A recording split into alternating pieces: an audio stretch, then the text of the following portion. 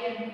Sebelum anak itu dewasa, pihak yang mewakilkan pengantin perempuan pada waktu menikah yaitu orang yang melakukan janji nikah dengan pengantin pria.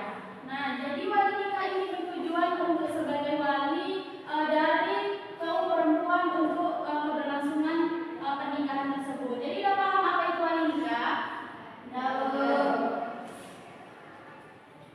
Nah, selanjutnya kita membahas tentang macam-macam wali nikah. Jadi macam-macam wali nikah itu ada 3. Yang pertama wali nasab, yang kedua wali hakim, dan yang ketiga yaitu wali muhakam. Yang pertama kita bahas terlebih dahulu yaitu ada wali nasab.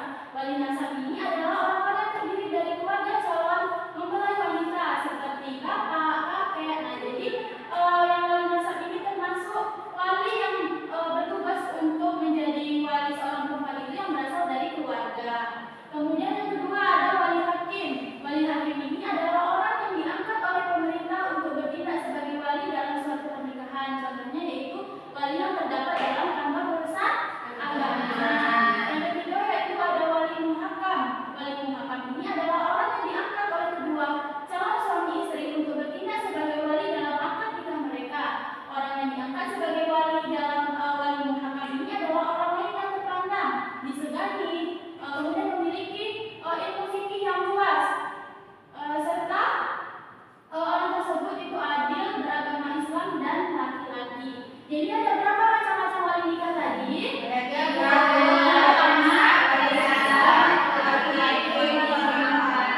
dipahami?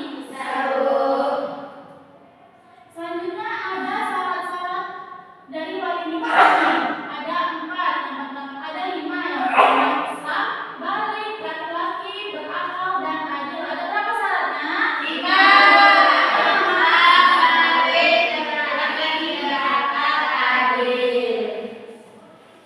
Selanjutnya kita masuk kepada mahram. Yang mana mahram ini dalam ilmu fikih adalah semua orang yang haram untuk dinikahi karena sebab keturunan, persusuan dan pernikahan dalam syariat Islam. Contohnya, Rida menikah dengan adegan menikah itu diperbolehkan atau tidak? Itu bisa dimaksud sebagai mahram. Artinya adalah orang yang haram dinikahi. Selanjutnya macam-macam mahram. Macam-macam mahram ada 3. Coba Ima bacakan. Yang pertama haram sebab nasab, yang kedua haram sebab ikatan perkawinan, dan yang ketiga mahram muakkad atau halangan sementara. Selanjutnya kita masuk kepada materi walimatul urs. Walimatul urs ini adalah artinya yaitu berkumpul antara suami istri. Jadi walimatul urs ini berasal dari bahasa Arab yang artinya yaitu makanan pengantin. Maksudnya adalah makanan yang disediakan khusus dalam acara pesta perkawinan. Bisa juga diartikan sebagai makanan untuk tamu undangan atau lainnya. Jadi apa walimatul urs tadi?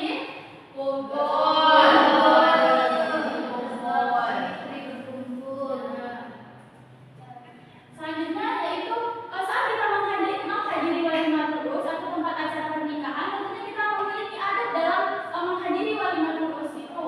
Yang pertama, bagi pengantin wanita dan tamu undangannya tidak diperkenankan untuk tabarut, memamerkan perhiasan dan berdandan secara berlebihan. Yang kedua, tidak ada ikhtilat atau campur baur antara laki-laki dan perempuan. Hendaknya tempat untuk tamu undangan antara laki-laki dan perempuan itu dipisahkan. Tujuan ini adalah agar menjaga pandangan mereka dalam acara tersebut. Yang ketiga yaitu disunahkan untuk mengundang orang miskin dan anak yatim, bukan hanya orang kaya saja. Dan yang terakhir yaitu menghindari sifat syirik dan khurafat. Nah, selanjutnya yaitu ada hukum menghadiri walimatul urs. Coba Oksa tolong bacakan.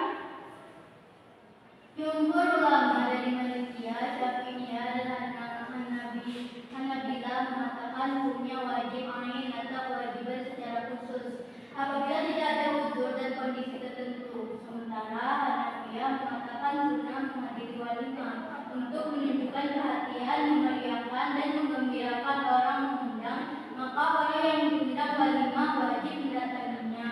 Adapun wajibnya mendatangi undang walimah apabila yang pertama tidak ada uzur syar'i, dalam walimah itu tidak ada atau tidak digunakan untuk perbuatan munkar.